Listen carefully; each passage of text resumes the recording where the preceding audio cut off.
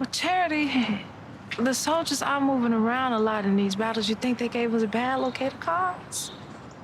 Well, I know they're not trying to help us. For just once, I'd like to play on an even playing field, where everything is fair. No tricks from white folks, just fairness. Is fair too much to ask for? No, it is not. But you and I both know it ain't gonna change. Now, that was a clip from the 688, which was written and directed by the one and only Tyler Perry. So, Tyler, you gave me a special sneak peek of 688, and I couldn't stop the tears from flowing because this movie was so phenomenal, and what everybody's gonna get something different from it. What made you tell this story? It was Nicole Avon who sent me the sizzle reel about these women, and I was like, "There's no way there were 855 black women in World War II and nobody knows about it." Nobody. I was blown away by it. So the more research I did, and I found out that there were some members that were still alive, and I went to Vegas and met with one who was 99 years old. I didn't know what to expect. I'm sitting there waiting for this woman to come in. I'm thinking a nurse is going to wheel her in. This woman comes down, makeup done, hair done. Completely all there, and she told me some things about being a part of the 688. When she talked about Abram, a young Jewish boy who was a friend of hers, and the emotion of 80 years ago came back to her eyes, I was like, that's the way to tell the story. So it's a beautiful, beautiful story. These women made history, and when they came back, they didn't tell anybody. A lot of their children didn't even know because there was such a stigma with black women being in the military. Right.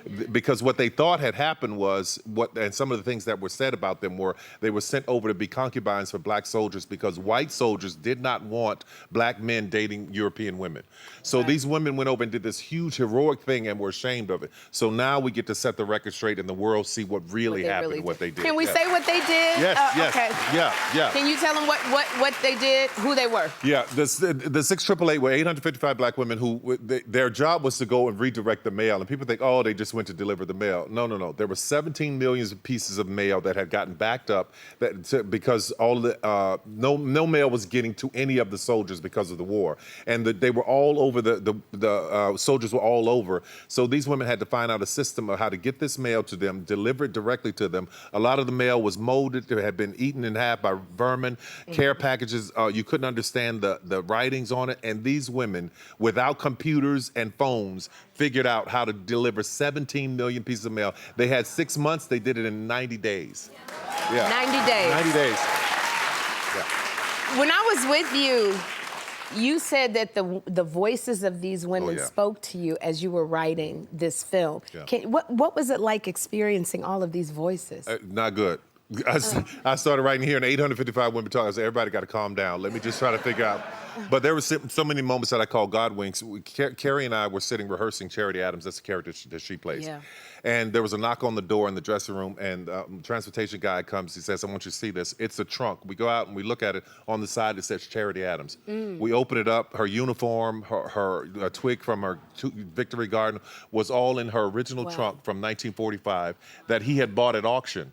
And he had bought it to me. I was blown away. It was like they were all telling me, we're here, let's make this happen. Let's get this story right. Yeah. Wow. Yeah. When did the voices actually, your God winks, did they ever calm down? Or When I said that, okay, I'm gonna follow Lena's story in, I'm gonna talk about Charity Adams' story, the rest of them said, like, okay, we'll let you do that. Okay. So that we can get that done. But when I write, I hear all kinds, people would think I'm crazy, because I hear stuff, I'm going, what is that? And I'll just write it down. Or somebody will pop in my head and just say something. I'll write it down, write a scene down. 2 weeks later, I was like, oh, that's you. You want me to tell that story. Wow. So, yeah. You know, when I talked to Carrie before, she was just so amazing, and watching her in this film, so powerful. And I just forgot I was watching Kerry Washington as Charity Adams. There's no Olivia Pope in that. No Olivia Pope, none whatsoever. But I saw Carrie when she got her star on the Hollywood Walk of Fame, and you spoke at her ceremony. You just so wonderful, and I just wanted you to know, is somebody else getting their star on the Hollywood Walk of Fame? Right. That's right. So I'm asking you, do you have your speech ready, Tyler Perry? I'll be there. I'll be there. Okay, are you gonna speak at my? Yeah, absolutely. I can't wait. Okay. Long overdue. Long overdue.